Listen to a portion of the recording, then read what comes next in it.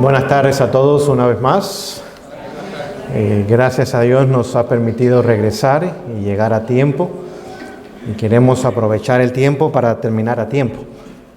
De la misma forma que es bueno que comencemos a tiempo, también es bueno que terminemos a tiempo. Muy bien, vamos a seguir la parte 2. Esta mañana comenzamos a hablar de la importancia de la familia en relación con la crisis final. Y nos quedamos que íbamos a leer, pero el tiempo terminó, el capítulo 12 del libro de Apocalipsis. Vamos a comenzar nuestro estudio ahí. Y vamos a darnos cuenta que lo que encontramos en este capítulo nos ayuda a entender el tiempo en el cual nos encontramos. En el libro de Apocalipsis usted va a encontrar el número 7 muy seguido. Digamos, hay 7 iglesias, hay 7 sellos, hay 7 trompetas, hay 7 plagas postreras, hay 7 espíritus, hay 7 ángeles. El 7 usted lo va a encontrar a través de todo el número o de todo el libro de Apocalipsis. Pero también hay 7 encuentros cruciales entre Cristo y Satanás. Y vamos a ver que en el capítulo 6 hay 12, no vamos a estudiarlos, no estamos estudiando profecías. Estamos estudiando la familia en relación con los eventos finales. Encontramos 6 de esos 7 encuentros cruciales entre Cristo y Satanás en la historia. El último es el capítulo 20, donde encontramos el último encuentro después de los 1000 años. Pero en el capítulo 12 encontramos la historia de la iglesia cristiana, la iglesia primitiva o la iglesia apostólica. Después vamos a ver la iglesia de la Edad Media, que dio lugar a la Reforma. Y después vamos a ver finalmente la iglesia remanente. Así que las 3 etapas principales de la iglesia las encontramos en el capítulo 12. El libro de Apocalipsis se divide en 2. Del 1 al 11 es la primera parte. Y lo que encontramos del 1 al 11 mayormente ya es cumplido. El 80% o más del capítulo 1 al capítulo 11 ya es cumplido. Digamos, hay 7 iglesias y estamos en la 7ª. Hay 7 sellos, estamos en el 6º. Hay 7 trompetas, estamos en la 7ª. Así que mayormente la primera parte del libro de Apocalipsis ya es historia pasada. Del 12 al 22 encontramos la segunda parte, y es la que tiene que ver con nosotros hoy día en relación con eventos aún en el futuro. Así que es la parte más importante para nosotros hoy día. Y vemos entonces que encontramos ahí la culminación final entre el bien y el mal. Con eso en mente, más o menos para darle un trasfondo, vamos a comenzar a leer en esta tarde, capítulo 12, el versículo 7. Dice, y hubo una gran batalla en el cielo. Miguel es el nombre militar de Jesús. La palabra Miguel significa el que es como Dios es, así que Jesús. Y sus ángeles, es el ejército número 1. Dice, contra el dragón. Ahora encontramos que habían 2 líderes. Y también el dragón tenía sus ángeles o sus seguidores. Así que vemos los líderes y los 2 ejércitos. Versículo 8, pero no prevalecieron, ni fue hallado ya el lugar de ellos en el cielo. Así que encontramos la primera batalla. Las batallas de la historia, si usted analizara, la mayoría son de carácter religioso. Casi todas las batallas que han habido en el mundo tienen un aspecto religioso en ella. No es nada más cuestión militar. Está el aspecto religioso. Entonces vemos que no prevalecieron ni fue hallado ya el lugar para ellos en el cielo. Versículo 9, y fue lanzado fuera el gran dragón, es el primer nombre de Satanás. Usted vea que Satanás se le describe como un dragón, es un poder que persigue, poder perseguidor. El segundo nombre que se le da es serpiente antigua. Nos recuerda del Génesis, ¿es así? Es un poder que engaña. Así que poder perseguidor es un dragón. Número 2, poder ahora que engaña, que es una serpiente antigua llamada diablo. Esa palabra es una palabra griega, significa adversario. Así que vamos a ver aquí 4 nombres que se le dan a Satanás y 4 formas que él opera en la historia humana. Continúa diciendo, y Satanás, es una palabra ahora hebrea, que significa enemigo, pero que acusa, es un enemigo acusador. Así que vemos las 4 nombres y las 4 formas como el enemigo trabaja en la historia humana. Pero vamos a ver cuál es el método favorito de él, el cual engaña a todo el mundo. ¿Sí? ¿Su método favorito cuál es entonces? El engaño. ¿Y a cuántos desea engañar? a todo el mundo. Es el método que usa hoy día. Donde dice Isaías 5:20 que llegaría el momento que a lo bueno llamarían malo y a lo malo llamarían bueno. A la luz llamarían tinieblas y a las tinieblas llamarían luz. A lo amargo llamarían dulce y a lo dulce llamarían amargo. Y estamos viviendo en esos tiempos donde la mente de la gente no está trabajando bien porque ha sido engañada. Un proceso de engaño ha estado tomando lugar por años y años, donde la gran mayoría de la humanidad hoy día vive completamente engañada. Y continúa diciendo entonces, fue arrojado en tierra y sus ángeles fueron arrojados con él. Así que vemos que hubo una guerra en los cielos, el enemigo pierde esa guerra, ahora no hay lugar para ellos y ahora es arrojado ¿a dónde? A la tierra. Es decir, que Dios le dijo a Satanás, esto va a seguir. Este conflicto que ha comenzado en los cielos no termina en los cielos. Va a seguir, pero hay un solo lugar donde vamos a pelear. ¿Y cuál va a ser? La tierra. No es cualquier lugar en el planeta, o perdón dicho, en el universo donde Satanás quería ir. Este es el lugar. Este es el lugar donde va a tomar lugar ahora la última gran batalla. Continuemos la lectura, el verso 10. Dice, y oí una gran voz en el cielo que decía, ahora ha venido la salvación y el poder y el reino de nuestro Dios y la potestad de su Cristo, porque el acusador de nuestros hermanos ha sido derribado, el cual los acusaba delante de nuestro Dios día y noche. Así que ahora vemos la segunda expulsión de Satanás del cielo. La primera, cuando tuvo su conflicto en los cielos, ahora tuvo que venir a vivir a la tierra. Pero cuando Adán cae y es engañado por Satanás, ahora Satanás usurpa la posición de Adán. Y al usurpar esa posición se convierte en nuestro representante. Y por 4000 años fue nuestro representante aún en los cielos. En el libro de Job lo encontramos 2 veces allí, donde simplemente fue a acusar a Job de ser el consentido de Dios. Y ahora hubo un conflicto ahí entre Job y sus amigos, pero vemos que realmente el conflicto era entre lo que Dios había dicho y lo que Satanás acusaba a Job. Satanás lo acusa de que es leal porque es consentido de Dios. Dios dice, no, no es cierto, es leal porque me ama. Si aún le quitas todo, incluyendo la salud, todavía Job me va a ser fiel. Lo cual demostró que Dios tenía la razón. Así que ahora vemos que después de la cruz, ahora Jesús recupera la posición que Satanás había tenido. Y ahora es nuestro representante en los cielos. ¿Sí? Y gracias a Dios, porque tenemos a alguien que nos entiende, nos comprende y nos ama. Su objetivo no es acusarnos, su objetivo es redimirnos y salvarnos. ¿Okay? Versículo 11, escuchen. Y ellos le han vencido por la sangre del Cordero y por la palabra de su testimonio, y no han amado sus vidas hasta la muerte. Así que vemos que la iglesia apostólica se conoció ¿por qué? Porque estaba dispuesta a morir antes que entregar los principios. Una iglesia fiel, una iglesia leal, que amaba a Jesús y tenía un compromiso con Jesús. Verso 12. Por lo cual, alegraos cielos y los que moráis en ellos. ¿Y por qué se van a alegrar los que moraban en los cielos? Porque ya Satanás no podía ir a acusar a nadie ni a molestarlos a ellos. Nada más podía vivir en este planeta.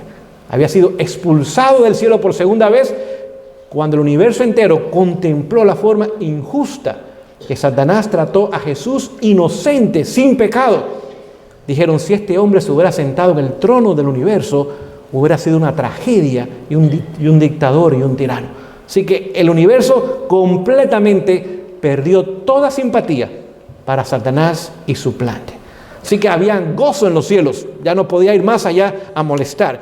Pero escuchen lo que dice en la segunda parte. Hay de los moradores, ¿de dónde? De la tierra y del mar, porque el enemigo o el adversario ha descendido a vosotros teniendo grande ¿qué? Teniendo grande ira, sabiendo que le queda poco tiempo. Así que ahora el lamento es para ¿quiénes? Para nosotros que estábamos aquí, porque Satanás no pudo derrotar a Jesús en la cruz.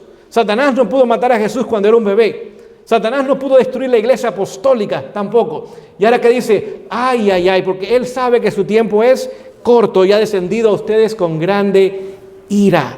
Escuchemos el verso 13. Y cuando vio el dragón, poder que persigue, que había sido arrojado a la tierra, persiguió a la mujer o a la iglesia apostólica primitiva que había dado luz a un hijo varón. Así que ahora vemos que Satanás, a través del imperio romano pagano, causó la muerte de 1 a 2 millones de cristianos. En el circo romano, despedazados por fieras, etcétera, etcétera, ahora persiguió a la iglesia cristiana. Verso 14. Y fueron dadas a las mujeres 2 alas de grande águila, para que de la presencia de la serpiente volase al desierto, a su lugar, donde es sustentada por un tiempo y tiempos y la mitad de un tiempo. Ahora comienza a describir la iglesia de la Edad Media. Tiempos y la mitad de un tiempo incluye 1260 años, el tiempo de supremacía papal. Y durante ese tiempo, ahora Dios tenía un pueblo. Pero ¿qué tuvo que hacer ese pueblo?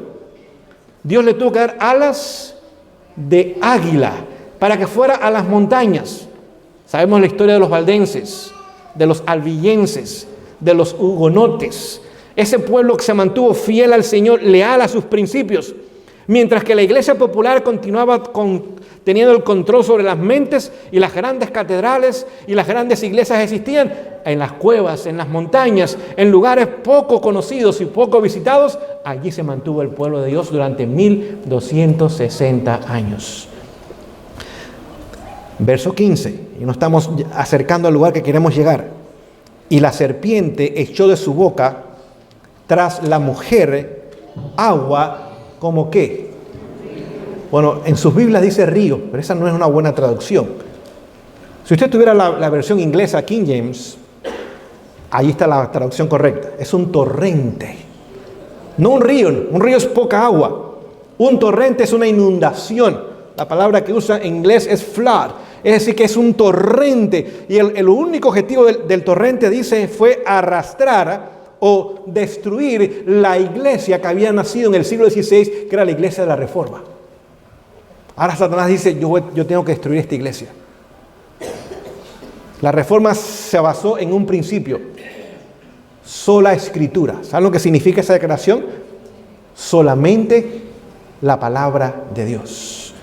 Y ese principio ahora comenzó a destruir el sistema papal, que estaba basado en ¿qué? En los credos, en el clérigo, en las bulas, en las encíclicas, en los concilios. Ahora ese principio de sola escritura, que tan solo el cristiano vive de acuerdo a la palabra de Dios y lo que se encuentra en ella, ahora comenzó a traer un despertar religioso, y en 25 años más de 50 millones de personas aceptaron la verdad de la Reforma. Querida iglesia, tenemos que entender estas cosas. Si no la entendemos, lamentablemente no podemos entender el tiempo que estamos viviendo. Por eso he tomado unos minutos en esta tarde para ir al pasado, para que ustedes puedan ver la historia, cómo se va desarrollando, y podamos entender cuando lleguemos al versículo que queremos estudiar en esta tarde.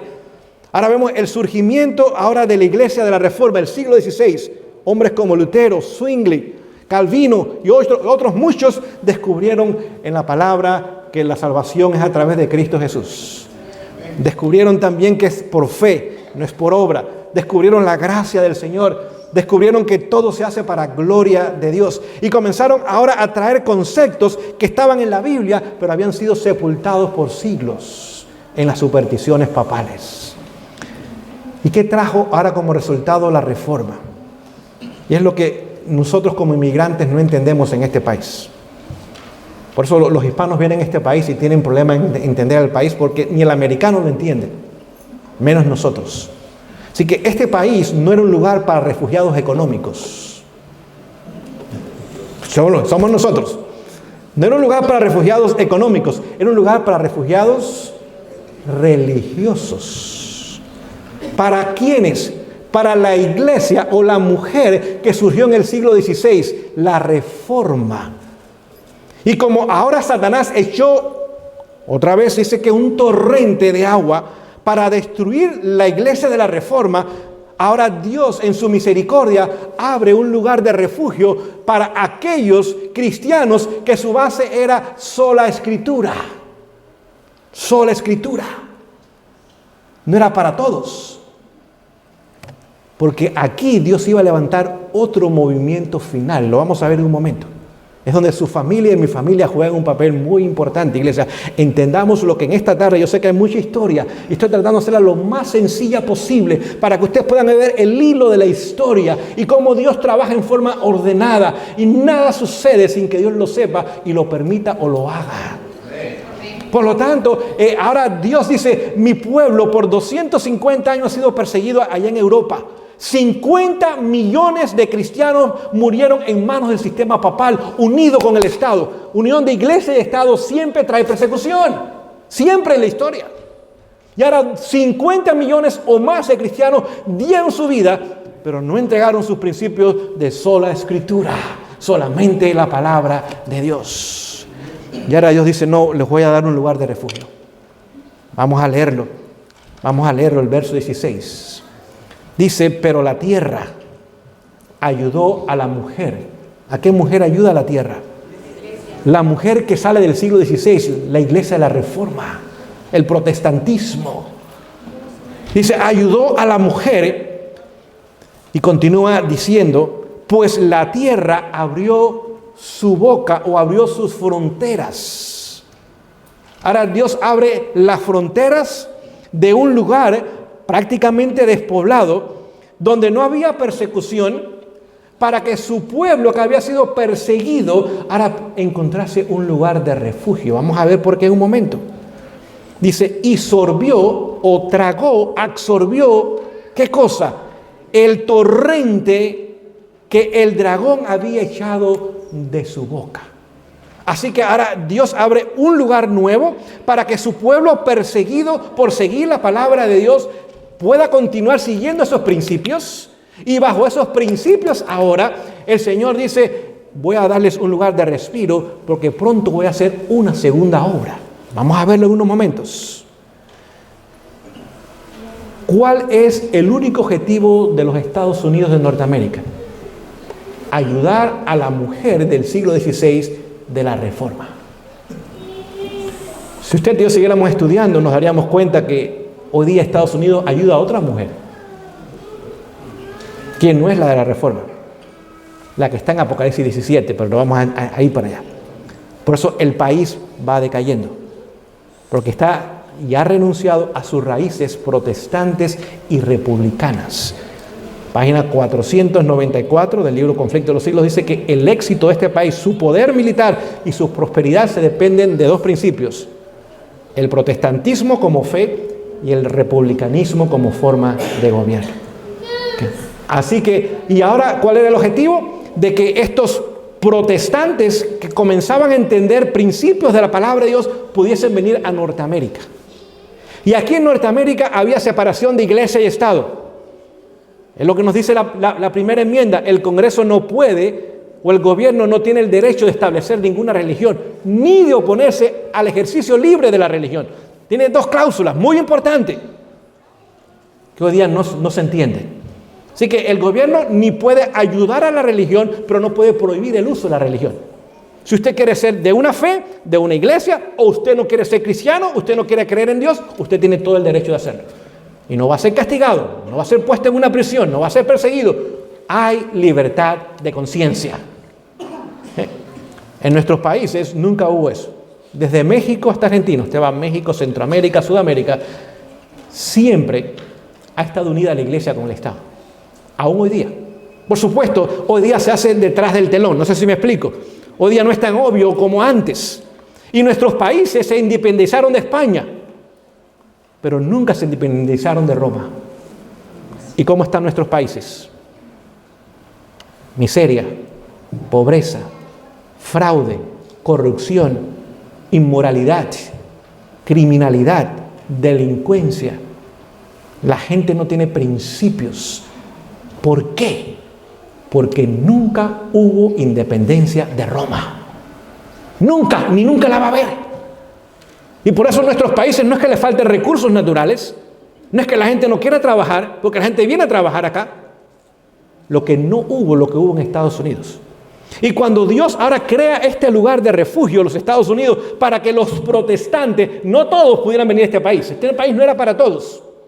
Era para la mujer que había salido del siglo XVI, los que tenían una fe de sola escritura. Y el objetivo era que ahora Dios iba a hacer otra obra. Escuche, vamos a seguir la lectura. Verso 17. Entonces el dragón se enfureció contra la mujer y se fue a hacer guerra contra el remanente de la simiente de la mujer, los cuales guardan los mandamientos de Dios y tienen el testimonio de Jesucristo. ¿Qué? ¿Cuál es el objetivo de Dios? Voy a traer protestantes a Estados Unidos. Les voy a dar libertad. Pero en este país, ahora voy a levantar el último movimiento cristiano de la historia. Y este movimiento cristiano que comenzó en Alemania y después se extendió a Inglaterra y fue a Holanda y fue a los países escandinavos, Noruega, Suecia, Dinamarca, Finlandia. Todos esos países ahora comenzaron a abrazar la fe de la Reforma y comenzaron a creer que realmente este es el libro para el cristiano. No tenían todas las verdades. Y una verdad que se tenía que restaurar era la obediencia a los mandamientos de Dios.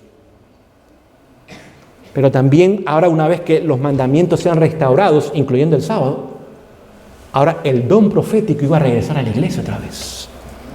Porque la única razón que Dios levanta profetas es para traer a su pueblo de regreso a la obediencia a Dios. Es la única razón. Usted no conoce ningún profeta en los tiempos bíblicos que viniera de Egipto, ni de los filisteos, ni de los amorreos, ni de ninguno de esos pueblos. Esos pueblos no tenían luz. No había razón de levantar profetas. Los profetas siempre surgieron dentro del pueblo de Dios.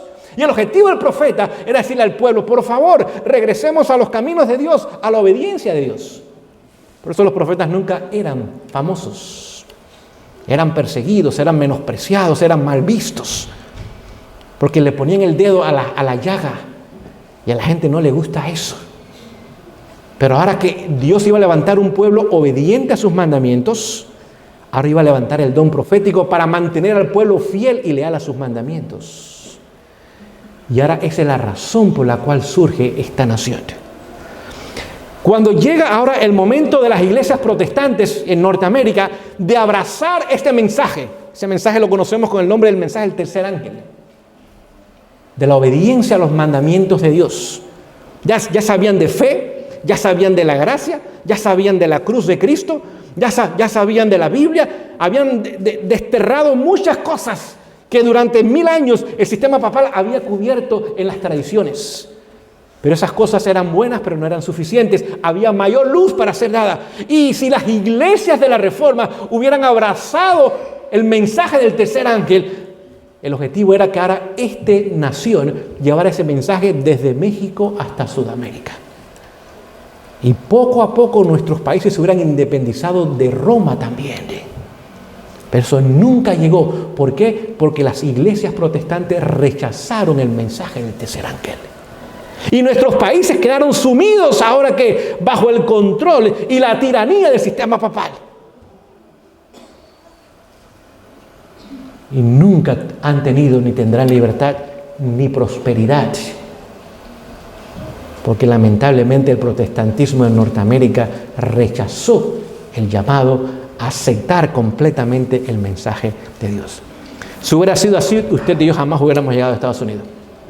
No hubiera habido necesidad. En nuestros países hubiéramos probado lo mismo que se ha probado en esta nación. La prosperidad, la libertad.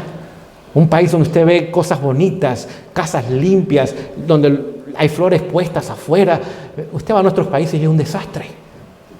Es más, no tiene que ir muy lejos, aún en los barrios hispanos de Norteamérica, usted ve el mismo desastre de nuestros países. Ni los hispanos quieren vivir ahí. El descuido, la suciedad, el desorden, perros ladrando que en vez de dar protección lo que dan es lástima de flaco y desnutrido que están. Unos carros viejos que nunca van a arreglar, unas llantas que nunca van a poner en ningún lugar. Y la gente que dice, no, yo me voy de estos barrios, yo no quiero vivir aquí. Y el americano se va, porque el hispano no sabe vivir en este país, porque nunca ha sido protestante. Y aún los adventistas no lo somos. Además, venimos a este país y apoyamos los elementos que están trayendo los sistemas socialistas y comunistas a este país. Lo que va a traer la desgracia, porque esta corriente va a seguir y nadie la va a detener, pero usted y yo no tenemos por qué apoyarla. Lo que va a traer ahora las condiciones para la ley dominical es lo que los hispanos en su mayoría apoyan hoy día. en su ceguedad espiritual, porque no son protestantes. Si usted fuera protestante y usted va a la palabra y usted dice, un momento, yo no puedo apoyar a esta gente. Pero como somos movidos por sentimientos, no por principios, fácilmente los políticos nos mueven para que hagamos su voluntad. Ahora, ¿dónde entra el aspecto de la familia en esto? Porque es lo importante. Sí, disculpen, fue una larga introducción, ahora vamos al tema. ¿Ok? Pero quería hacerle yo toda la historia, no sé si me expliqué. Ok, muy bien, ustedes son buenos estudiantes. A pesar de que el maestro no es el mejor, pero ustedes son mejores estudiantes que el maestro. Ahora, ¿dónde entran nuestras familias en esto? Esta nación, cuando surge como nación protestante y como una república, de ahí viene la palabra republicanismo, es una república. ¿Qué es una república? Es la forma de gobierno donde la ley o la constitución está sobre todos los ciudadanos. Desde el presidente hasta el último ciudadano nos regimos por la misma ley. Y si alguien la viola, tiene las mismas consecuencias. ¿Okay? Hoy día nos hablan de democracia. Ustedes quizás escuchan, la democracia. Y la gente dice, amén, la democracia. Por favor, ustedes no saben lo que están hablando. La democracia no sirve. La democracia es el gobierno de las mayorías. Pero ¿qué pasa con las minorías donde reinan las mayorías? No hay libertad. Pero nos quieren vender la idea de democracia. No se la deje, no la compre.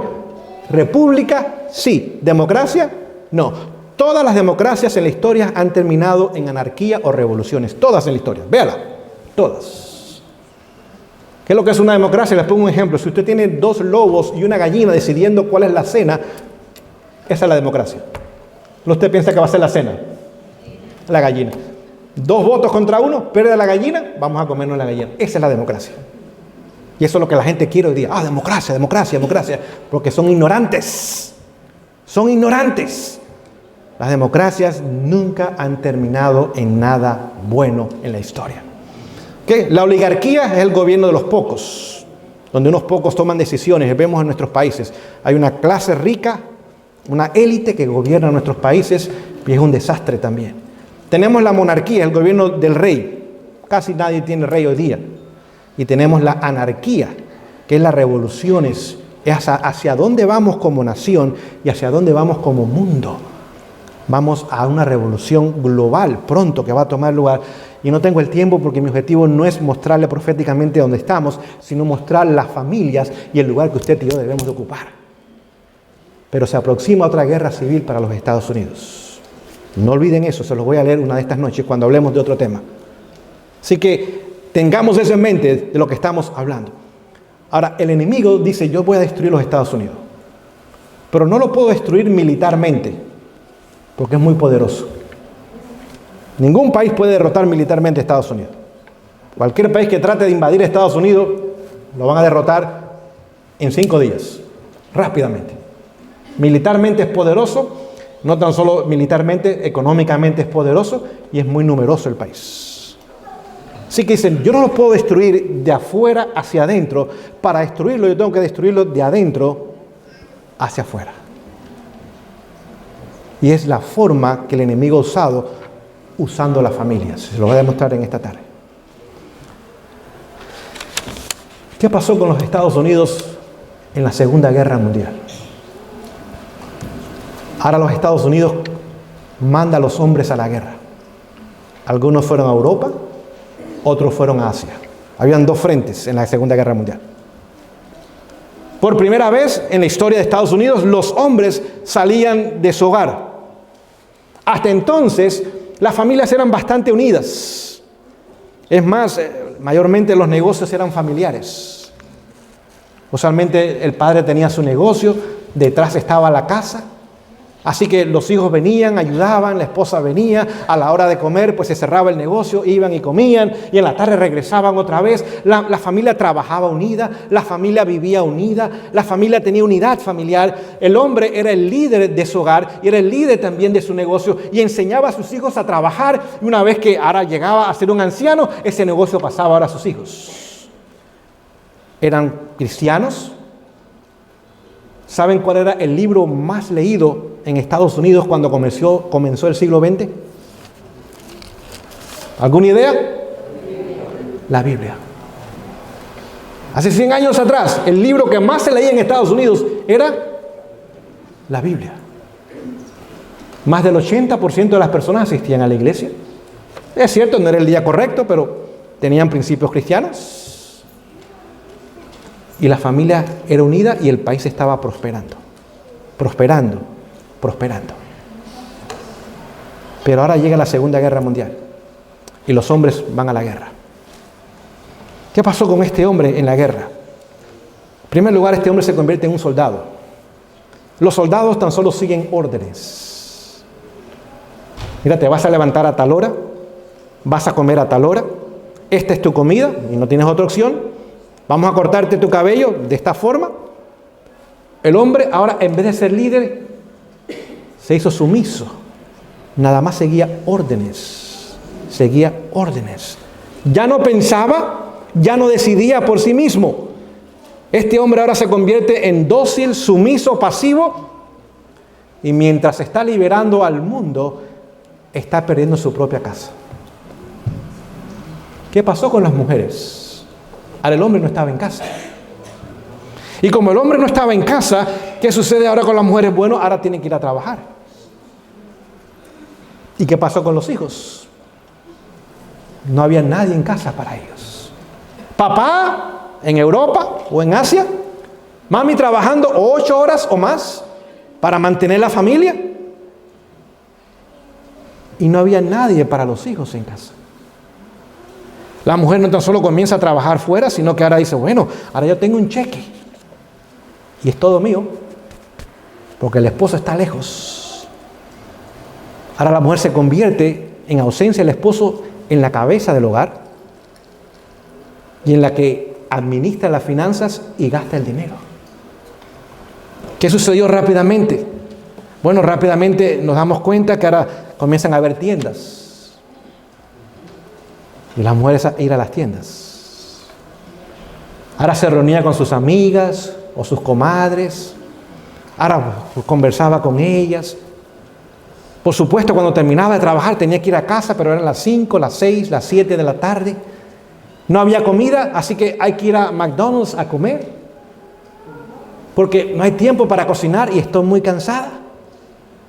Y ahora la industria de la comida rápida se hizo común en este país. Los hijos no tenían nadie en casa, pero tenían alguien que los cuidaba, que era cuadrado en casa, blanco y negro en aquel entonces. La televisión. Hollywood comenzó a educar a los hijos. ¿Qué música escuchar? ¿Qué ropa usar? ¿Qué corte de cabello tener? ¿Qué lenguaje usar? ¿Qué relaciones tener? Hollywood nunca exalta a Dios, nunca exalta a la familia, nunca exalta principios cristianos, porque Hollywood es una institución establecida y mantenida por Satanás.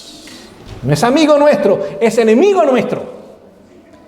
Y ahora no había nadie en casa y la televisión comenzó a educar a los hijos. La dieta cambió. El domingo pues no había tiempo para ir a la iglesia. La pobre madre tenía que lavar y tenía que planchar y el único día para atender su familia un poquito y limpiar la casa. Y en 20 años, lo que ninguna nación hubiera podido hacer invadiendo Estados Unidos, desde adentro hacia afuera, el enemigo conquistó la nación. Queridos hermanos, usted y yo nunca conocimos a los Estados Unidos. Nunca. Cuando usted y yo llegamos a este país, ya no era la nación establecida por Dios. Tan solo quedaban un vestigio de la nación que había sido antes. Usted y yo nunca conocimos a esta nación. ¿Qué pasó con el hombre en la guerra? Bueno, ahora allá bailaba, fumaba, tomaba, danzaba con otras mujeres que no era su esposa. Comenzó a tatuarse, lo cual nunca había sido la realidad dentro de la familia norteamericana. Aquel hombre se distanció de su familia, aquella mujer ahora tomó control de su familia y los hijos ahora fueron al sistema educativo del gobierno y educados y criados por Hollywood. ¿Qué vimos en los años 60 en Estados Unidos? La famosa generación de los hippies. ¿Quiénes eran los hippies? Los hijos que habían surgido después de la Segunda Guerra Mundial. ¿De qué hablaban los hippies? Protestas, manifestaciones, sexo libre, drogadicción, alcoholismo, no respeto a Dios, no respeto a los padres, no respeto a las autoridades. Y en una generación, este país ahora cayó como nunca había caído en 200 años, hasta el día de hoy. Es más, hoy día los hijos de los hippies son los que están en el Congreso, los que están en la Casa Blanca, los que están en las cortes, y ustedes ven las decisiones que toman y las leyes que hacen. ¿Por qué? Porque lamentablemente ahora el enemigo supo cómo destruir la nación de adentro hacia afuera. Y usted y yo estamos viviendo en una nación conquistada. ¿Nos damos cuenta de eso, sí o no, iglesia? ¿Qué estamos haciendo en casa? ¿Siguiendo la mayoría? ¿O estamos dispuestos a convertirnos en minoría e ir en la dirección opuesta? ¿Nadie dice amén a esto entonces? Hubo uno al menos. Hoy día usted y yo estamos viviendo en una nación conquistada. Y la gran mayoría de las familias, incluyendo las nuestras, están siguiendo el plan del enemigo. Al menos que por la gracia de Dios, digamos, estamos dispuestos a ir contra la corriente. Porque yo y mi casa serviremos a Jehová. Y usted dice, un momento, yo no puedo seguir compitiendo con estas familias que desean este mundo y sus cosas. Los planes nuestros como familia es ir a un mejor mundo. Y decir, por la gracia de Dios, vamos a ir a casa y tener un hogar cristiano. Y aunque el 99% vaya en la dirección equivocada, nosotros serviremos al Señor. ¿Cuál ha sido el resultado de seguir la corriente que el enemigo estableció comenzando en los años 40? La corriente es que hoy día la familia norteamericana está desintegrada. La mayoría de los matrimonios terminan en divorcio. Pero lamentablemente el 80% de las parejas hoy día que viven juntas no están casadas. Simplemente lo que llaman unión libre. Y cuando usted comienza a tener una unión libre con alguien, el 80% de las veces nunca se va a casar con esa persona. Y si usted se llega a casar, el 80% de ellos terminan divorciados. Así que si usted ama a esa persona, a su novio o a su novia, y usted quiere entrar en intimidad con esa persona, es lo peor que usted puede hacer para preservar esa relación. La mejor decisión es mantenerse castos hasta después del matrimonio. Pero hoy día el 80% de los novios viven juntos ya. Y aún el 20% que queda no vive juntos, pero prácticamente están juntos, aunque no están bajo el mismo techo todavía. Hoy día se ha perdido el noviazgo, hoy día no saben lo que es el noviazgo. Esa relación bonita que existió en años atrás, donde la pareja se conocía, donde habían sentimientos, donde había tiempo bonito para compartir. Hoy día nos conocemos, hola, ¿qué tal? ¿Cómo te llamas? Vamos esta noche a salir y ya saben que después de la comida viene algo más. Eso es todo.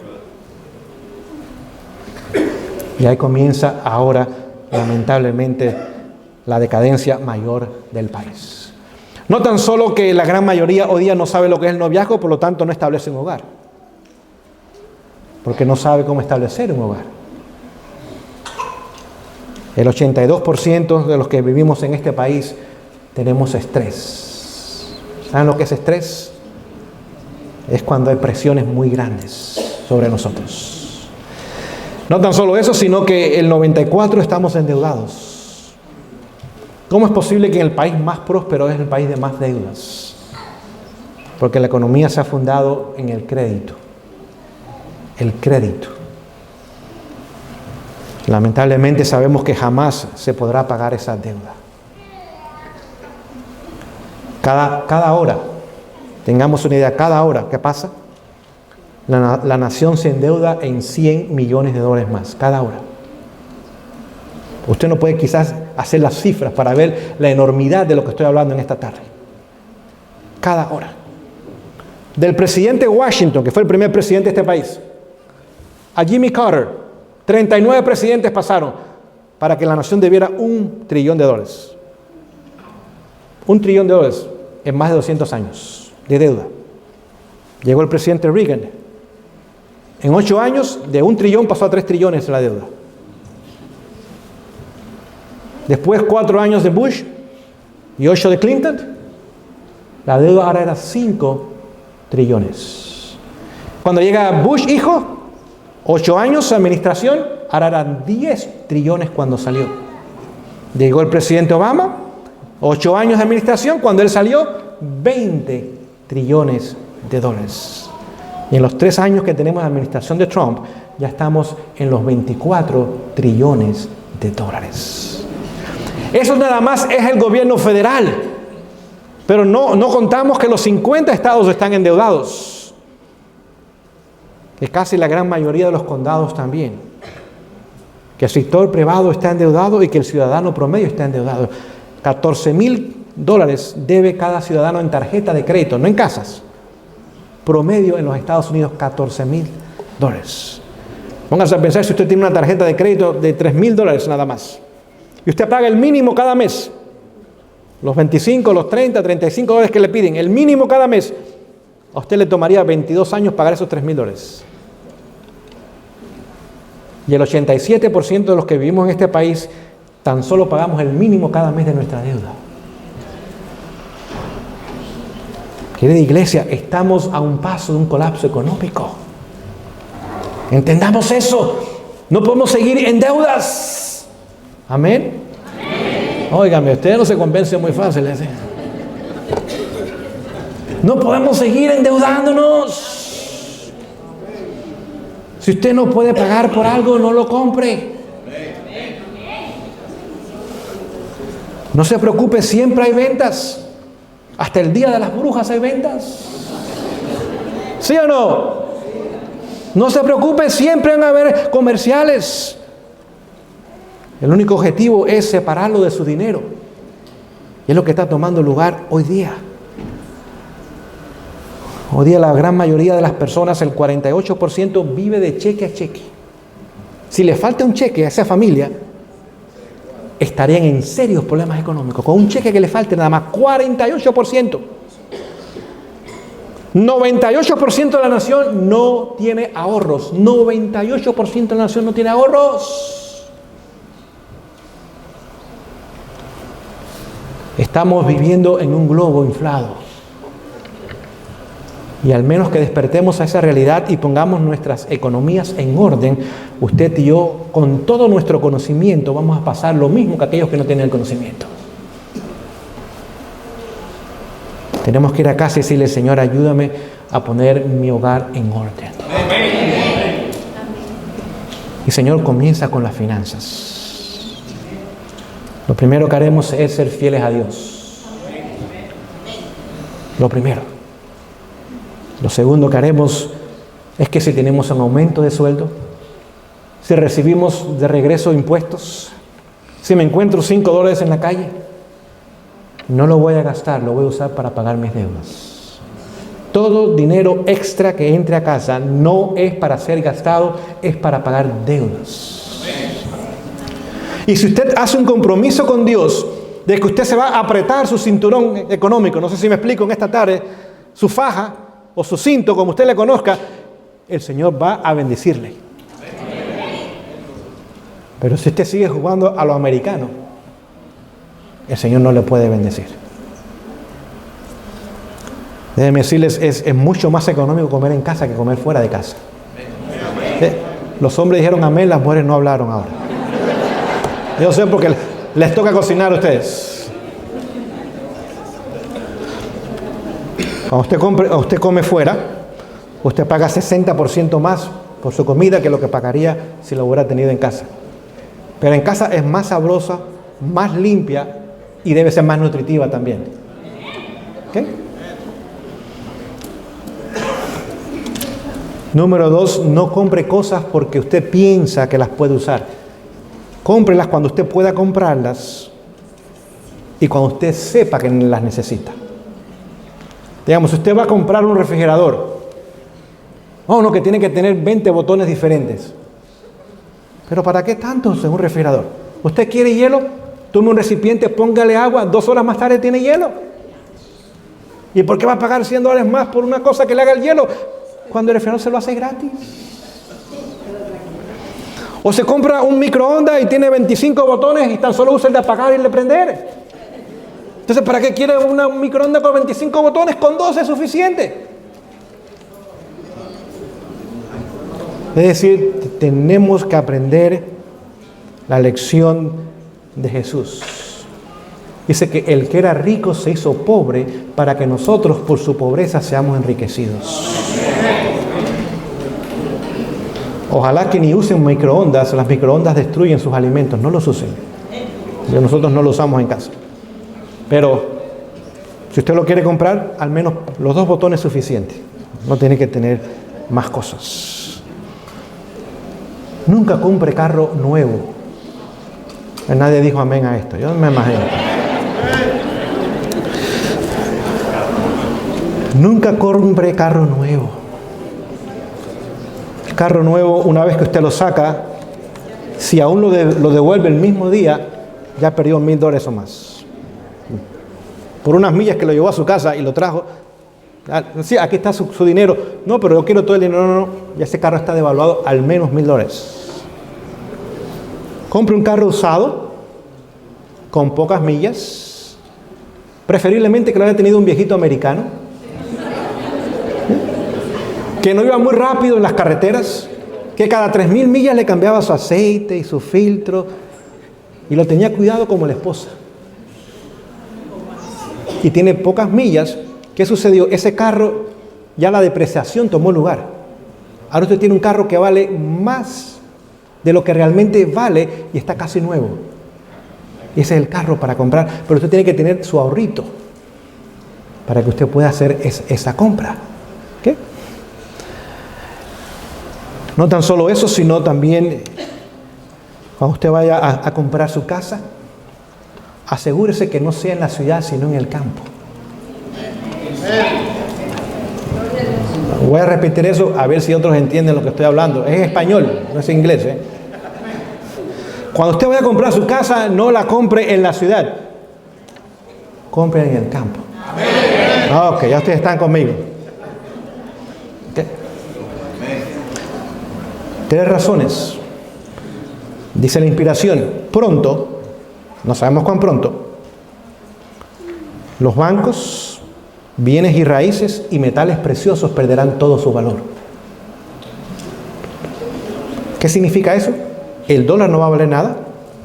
Bienes y raíces, las casas que han subido increíblemente de precio, sobre todo en la Florida, es un lugar que atrae a mucha gente por el clima, por las playas, etcétera, etcétera.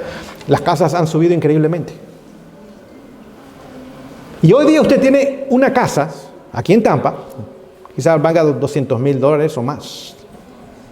Y si usted vende esa casa, hoy día, donde todavía vale su dinero, usted se puede comprar algo mejor fuera y todavía le queda dinero. Póngase a pensar, usted toma 30 años para pagar una casa en Estados Unidos. Cuando usted pasa los 30 años, usted ha pagado 3,5 veces el valor de la casa. Quien se enriqueció fue el banco. Y no le dio ni un peso, le dio una línea de crédito nada más. Ni un peso usted recibió del banco. Le dio una línea de crédito nada más. Y ahora usted tiene que producir el dinero en efectivo para pagarle al banco cuando él no le dio ni un peso. El sistema bancario de este país es fraudulento, pero es legal. Y toma ventaja de la gente. Es un fraude. Y la gente, el sueño americano, mi casa. Y los bancos dicen, oigan, ese yo lo quiero. Mira, ven, vamos a venderte una casa pronto. Porque es lo que quieren. Si usted compró su casa $200,000, 30 años después, usted le pagó $700,000 al banco. Y después dice, no, pero mi casa vale $300,000. Sí, el banco ganó $400,000 y no hizo nada. Ahora usted tiene que tomar su dinero mientras valga. y decir, vamos a poner nuestra familia en el lugar donde Dios quiere que estén las familias. Ahora, cuando usted vaya al campo, no olvide que hay que trabajar en las ciudades. Es ir al campo para el desarrollo del carácter, no para esconderse. Si usted se quiere esconder, vaya a vivir a New York City. Hay 20 millones de habitantes, hay 1 millón de criminales y ni la policía, con el sistema más sofisticado, puede encontrar a esos criminales. Si usted se quiere esconder, Brooklyn sí es un buen lugar. Manhattan también. Y el Bronx. La gente está robando y matando y a nadie encuentran. Y el sistema policial más grande del país, con toda su tecnología y computadora, no los agarra. ¿Usted se quiere esconder? New York City es el lugar para usted. Pero usted quiere desarrollar su carácter, el campo es el lugar para usted. Entonces. Y aproveche mientras tenga la oportunidad para hacerlo.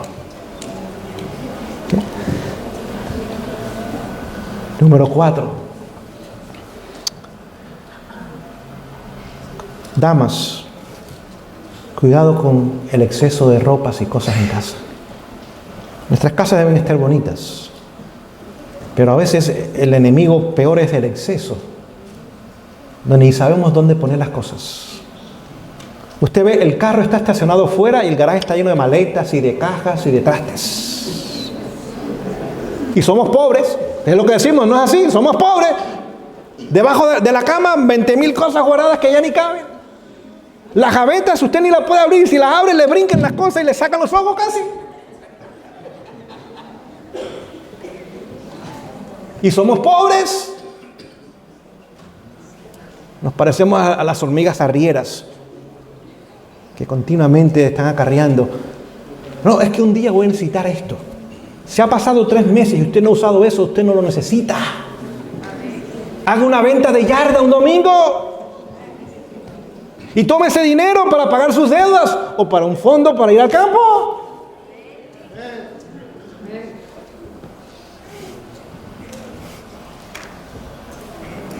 Damas, compre cuando está pasando la estación. Las cosas usualmente son más baratas. Hombres también nosotros. Digamos, un hombre que aunque tenga 2 buenos pantalones y 2 o 3 camisas y 4 corbatas, ya está bien. Ahora, yo no le pido eso a las damas porque es imposible para ellas, pero al menos hombres, nosotros hagamos nuestra parte también. Sepamos administrar los recursos, los cuales un día Dios nos pedirá cuenta de ellos. Y lo último que hablo de las finanzas es que el Señor nos ayude a poner primero las necesidades de otros antes que las nuestras. Hay mucha pobreza en este mundo. Gente que vive peores que mascotas en este país. No tienen electricidad, no tienen agua corriente, piso de tierra. Las mascotas viven mejor en este país que millones de seres humanos. Porque las mascotas duermen con nosotros en la cama. Bueno, no la mía, pero alguna gente. Y tienen su comida segura, están calientitos, los bañamos, le ponemos un collarcito. Y la gente a veces está sin zapatos. Y viven en pobreza paupérrima. Y nosotros no tomamos en cuenta sus necesidades. Que el Señor nos ayude a poner nuestras finanzas en orden, comenzando hoy. Hoy. Para terminar en esta tarde, ya mi tiempo ha terminado realmente. El Señor quiere ayudar a nuestras familias a ponerlas en un lugar, en una condición ventajosa. Para lo que pronto será una realidad. ¿Qué vamos a hacer con nuestras familias? En primer lugar, hagamos de nuestros hogares iglesias. Pregunto yo, ¿en la iglesia se canta? ¿Se ora? ¿Se estudia la Sagrada Escritura? ¿Y qué vamos a hacer en casa? Lo mismo. Lo mismo. ¿Por qué a nuestros hijos les gustan los frijoles o las habichuelas? ¿Por qué les gustan los frijoles o las habichuelas a nuestros hijos? Porque desde que tienen uso de razón que ven a sus padres comer. Entonces, bueno, si a papi se lo come en el desayuno, en el almuerzo, en la cena, debe ser bueno. Ah, yo quiero de eso también. Ahora, si le pasamos nuestra herencia culinaria o nuestra dieta a nuestros hijos, ¿debiéramos pasarle nuestra herencia cristiana a ellos? Entonces, si en nuestro hogar hablamos de Jesús, oramos a Jesús, cantamos de Jesús, abrimos la palabra de Jesús, nuestros hijos se enamoran de Jesús. Ahora, puede ser que crezcan y tomen otro camino, pero la semilla está sembrada. Dice, echa tu pan sobre las aguas y al cabo de muchos días la recogerás. El problema es que si se van sin semilla sembrada, ¿qué los va a traer? Más difícil. Más difícil. Número 2, esposos, tratemos con amor a nuestras esposas. No olvide usted y yo somos más fuertes que ella físicamente. Pero dice la palabra que, aunque es el vaso más frágil, debemos tratarla como coheredera de la gracia de Dios. Y cuando los hijos ven que el padre respeta a la esposa, la ama, la cuida, toma en cuenta sus opiniones, sus preferencias, su voz, ahora comienzan a ver a Jesús en la vida de su padre. Esposas, amen a sus esposos. Quizás usted dice, bueno, pastor, es que mi esposo es un hombre difícil. Ámelo. No hay poder más convincente y más transformador que el amor. No, pastor, este hombre no me deja ni dormir en la noche porque ronca. Ámelo. Ámelo. No olvide, la mayoría de los hombres venimos de hogares deformados, donde no se nos enseñaron estas cosas, pero Jesús está dispuesto a enseñarlas. Y los hijos necesitan ver a padres cristianos, no feligreses de iglesia, padres cristianos. Que su compromiso no es con una congregación, su compromiso es con Jesús. Padres y madres que tienen un compromiso con Jesús.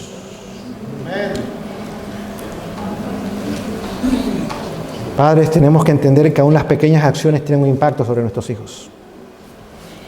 ¿Qué sucede si yo voy a la tienda, allá a la Walmart, y me como unas uvas, me como unos caramelos, y no pago por ellos? Bueno, Walmart tiene más que yo. ¿Qué le estoy enseñando a mis hijos? A robar. Y yo lo he visto. Bueno, no con ninguno de ustedes, con otra gente. Yo lo he visto. Y hasta le dan al hijo. ¿Qué sucede si es el día de pagar la renta y llama el dueño de la casa? Mire, necesito hablar con fulano de tal. Y el padre dice al hijo, dile que no estoy, que llame después. ¿Qué le estamos enseñando a nuestro hijo? A mentir. ¿Qué sucede si regresamos a casa y hacemos alarde? Mira, el carro viejo que nadie quería se lo vendía a la pobre viejita de la esquina. ¿Y $2,000? Eso no vale ni 200. ¿Qué estamos enseñando a nuestros hijos? A engañar y a tomar ventajas de aquellos que no saben. Nuestra población hispana es muy conocida por eso, Somos buenos mentirosos y buenos ladrones muchas veces, pero estamos en la iglesia. Perdidos, pero estamos en la iglesia. Eso no puede pasar con nosotros. ¿Qué sucede si voy a mi trabajo y en vez de trabajar estoy conversando, hablando, matando tiempo, como dice la gente? ¿Eso honra a Dios? ¿Eso da un buen testimonio? No. Querida iglesia, el cristianismo es práctico. Dice el apóstol Pablo que es poder de Dios para salvación. Y tiene que cambiar desde la cabeza hasta los pies, por dentro y por fuera. Mi palabra tiene que ser veraz. Si me comprometo a hacer algo, lo voy a hacer. Y a la hora correcta. Y de una forma correcta. Nuestros hijos están aprendiendo no por lo que escuchan, sino por lo que ven. Por eso, como Jesús dijo en la parábola de la moneda perdida en casa, por eso hay tantos jóvenes perdidos en casa. Están en casa, y la casa espiritual también, se sientan en estas bancas y no tienen un compromiso con Jesús, porque nunca lo han visto en casa. Y después cuando se quieren pintar el pelo de diferente color y se quieren pintar las uñas y todas esas cosas, ¡oh, hijo, no puedes hacer eso! Un momento, no me digas qué hacer cuando tú estás haciendo otras cosas que tampoco honran a Dios. Eso es hipocresía, cuando queremos que sean cristianos ellos y nosotros no les damos el ejemplo. Eso crea rebelión en sus corazones y los distancia de las cosas espirituales. Por eso Jesús vino a enseñarnos cómo ser cristianos. Y la gente quedó admirada no por su teoría, sino por su vida. Es más, muchas veces fue arrestado o trataron de arrestarlo y las multitudes lo cuidaron. Dijeron, no hay hombre que haya vivido como este hombre. Y tenemos que entender eso. Nosotros vivimos una sociedad que va cayendo y cayendo y cayendo y cayendo. Y aún la condición espiritual nuestra va cayendo. Pero es tiempo que haya familias que vayan ascendiendo, ascendiendo, ascendiendo, ascendiendo. No mire lo que la iglesia aprueba o desaprueba. Esa no es su condición. Tenemos que estar de acuerdo con lo que dice la palabra de Dios. No es las mayorías, no es la cultura, no es lo que es legal o ilegal, es lo que Dios dice. Vamos a vivir de acuerdo a lo que dice Mateo 4:4. Viviremos de toda palabra que sale de la boca de Jehová. Y vamos a ir a casa y poner nuestra casa en una condición de una iglesia. Porque hay música que no podemos escuchar en casa, ¿verdad que no? Y si usted tiene esos discos, o tiene usted, bótelo, tírelo, pónganlo en la basura. Demuéstrele a sus hijos que usted está tomando en serio su relación con Jesús. Que no es de sábado, es de los 7 días, no nada más del 7º día. Y que sus planes realmente es pasar la eternidad con Jesús. Nada más que si usted tenga que ir a su closet y sacar ropa que está allí, que no es correcta. Está muy corta o está escotada. Muchas mujeres lo enseñan la mitad de los senos y ni cuenta se dan. O quizás está muy apretada y esa ropa tampoco glorifica al Señor. No olvide, cuando el hombre la mira a usted, peca, pero dice que es tan pecadora la mujer como se vistió como el hombre por pensar el mal. Hay 2 culpables, no es uno solo. Y usted debe vestirse de tal forma que nadie caiga en tentación y el nombre de Jesús sea glorificado. Usted vaya allí, toda esa ropa, usted la saca, no la lleve a la Goodwill para otra persona a ponérsela. O la usa para limpiar, como trapo de limpieza, o va a la basura. ¿Qué? Y el Señor le va a bendecir. Note, cuando Betsabé se estaba bañando, y Betsabé no sabía nada, se estaba bañando en su casa en forma privada, pero fue tentación para un hombre, ¿sí o no? Y las mujeres muchas veces, sin darse cuenta aún, se convierten en tentaciones para muchos hombres. Les pongo el ejemplo de un joven muy lejos de estos lugares, ustedes no lo conocen a él, pero estaba hablando conmigo, pastor, yo vengo del mundo, tengo 32 años, viví 8 años en el ejército, dicen, el ejército es un desastre. La inmoralidad que hay en el ejército, la drogadicción, todo eso es un desastre lo que hay en el ejército. Yo viví allí y yo sé lo que es el mundo en todas sus formas. Y ahora vengo a la iglesia y cuando nos íbamos a arrodillar para orar, delante de mí había una muchacha, estaba vestida de tal forma que yo no pude orar. Su ropa es muy apretada, mostrando sus curvas. Dice, aún se le veía su ropa interior marcada. En la iglesia. Dice, ni en la iglesia puedo ir a orar. Yo quiero victoria porque mi mente está dañada por años de pornografía y de mucha podrición en este mundo. Y yo pienso que voy a ir a la iglesia, que allí voy a obtener la victoria. Pero a veces ni puedo obtener la victoria en la iglesia. La forma que se visten personas en la iglesia.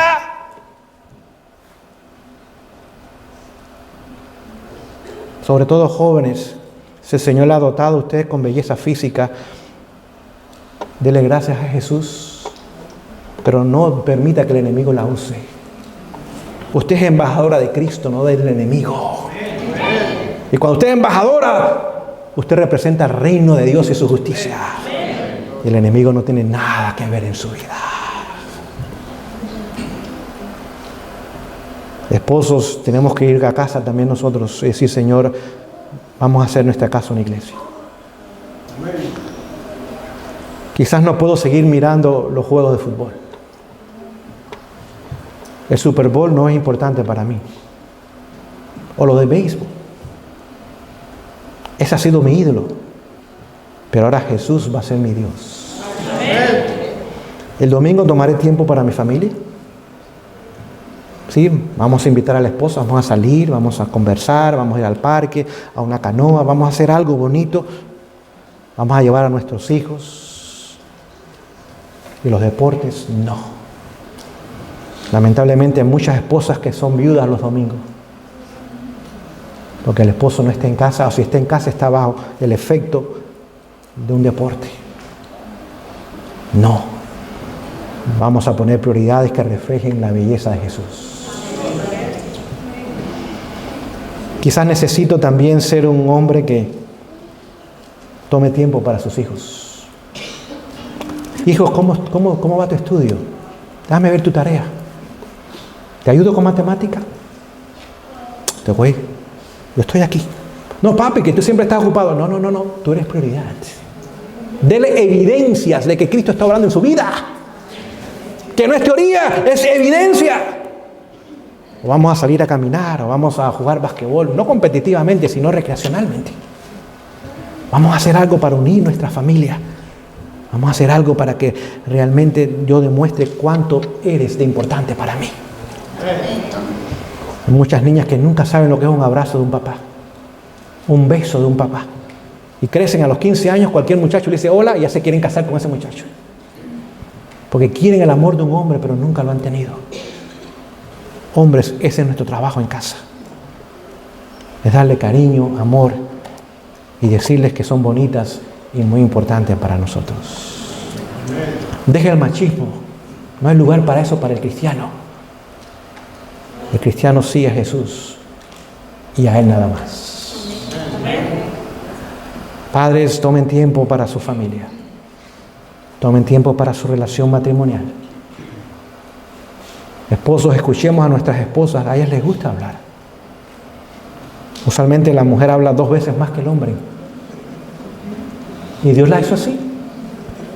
Amén. Gracias a Dios por la diferencia. Si todos fuéramos callados, fuéramos mudos. Escúchela. Muchas veces simplemente su esposa se quiere deshogar. Y además si usted le escucha, él a ver, ya me siento mejor, aunque usted no ha hecho nada. Simplemente escucharla, usted le está demostrando que para usted ella es importante. Esposas, sepamos también tratar a nuestros esposos. El hombre es fuerte, pero emocionalmente es débil. Y no toma mucho para que un gesto o una palabra lo lastime. Trátelo correctamente, con amor, y el Señor le va a recompensar por ello. Para terminar, en esta tarde les leo esta declaración. Conflicto de los siglos, el capítulo se llama el conflicto inminente. Escuchen esto. Dice: la institución del matrimonio dejará de ser un baluarte sagrado para la protección de la familia. ¿Qué va a pasar con la institución del matrimonio? No va a existir. Vemos hoy día la agenda homosexual. ¿Cuál es el objetivo de esta agenda? Destruir completamente el matrimonio. Es más, dicen ellos, el matrimonio heterosexual es común, pero no es normal. Común, pero no es normal. Y ustedes han fracasado, ahora nosotros les vamos a dar el ejemplo a ustedes. Es cierto, muchos matrimonios han fracasado. Pero sigo leyendo la inspiración. Dice: el 5.º mandamiento será puesto a un lado junto con el 4.º. Así que la ley dominical es el ataque contra el 4.º mandamiento, el sábado. Pero también, ¿qué va a destruir Satanás? El 5.º mandamiento. Y lo vemos ya. Lo vemos ya. Es más, en el Congreso, hoy día, en este momento, el partido que controla el Congreso tiene un proyecto de ley donde no se usa el nombre esposo ni esposa. Eso está anticuado. No se usa el nombre ni esposo ni esposa, ni matrimonio. El nombre que se va a usar es compañero, partner.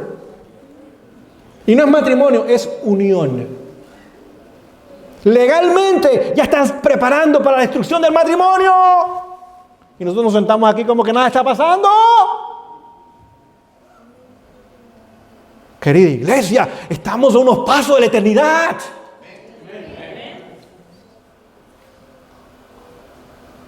Dice que el quinto mandamiento será puesto a un lado junto con el cuarto mandamiento. ¿Nos llama Dios a restablecer el cuarto mandamiento? ¿No hay una brecha que ha sido hecha en la ley de Dios?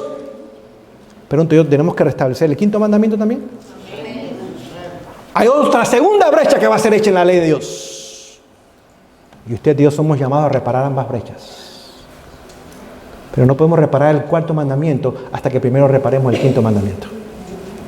¿Entendemos lo que estoy hablando? No hable de ser fiel al Señor en el futuro si en el presente no lo es. No hable de restaurar el sábado y ser fiel en la ley dominical si en el presente no lo es. Si su hogar se está desboronando, pídale al Señor que lo restaure. Porque primero tiene que restaurarse el quinto mandamiento para después restaurar el cuarto mandamiento. La evidencia más obvia que tenemos que estamos cerca de la ley dominical es el ataque que hoy día hay contra la familia. No piense que lo que está pasando es casualidad. El enemigo lo ha ido introduciendo por años gradualmente. Trajo el divorcio, legalizó el adulterio, legalizó la fornicación, la pornografía, legalizó el aborto donde los niños mueren antes de nacer. ¿Y qué hicimos nosotros? Brazos cruzados. No estoy de acuerdo, no hicimos nada. Hablar es barato, no cuesta nada. Hacer es lo que cuesta.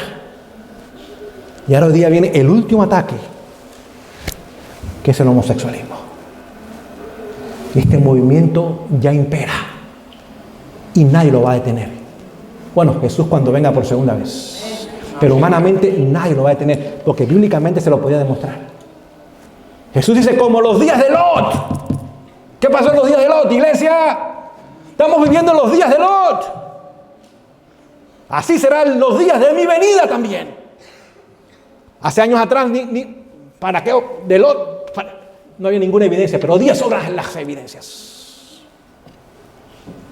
Como en los días de Lot será la venida del Hijo del Hombre. ¿Saben lo que puso punto y aparte a Sodoma y Gomorra? Cuando el movimiento homosexual llegó a la casa del remanente, en la casa de Lot. Y ese movimiento está tocando nuestra puerta hoy día. Y muchas de nuestras instituciones ya le han abierto la puerta. Querida iglesia, ¿nos damos cuenta de eso? ¿Nos damos cuenta de eso? Yo espero que sí. Que en esta noche salgamos a este lugar con resoluciones muy diferentes. Porque usted y yo estamos a medio paso de la eternidad. No un paso, a medio paso de la eternidad. Que el Señor nos bendiga en esta noche.